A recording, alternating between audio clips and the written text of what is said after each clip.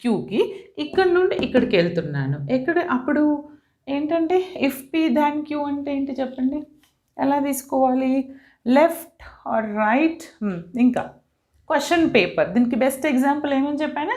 Question paper and answers. Question paper ఉంది, మీరు answer wrong రాశారు అంటే రిజల్ట్ నాకు ఏమొస్తుంది? రాంగ్.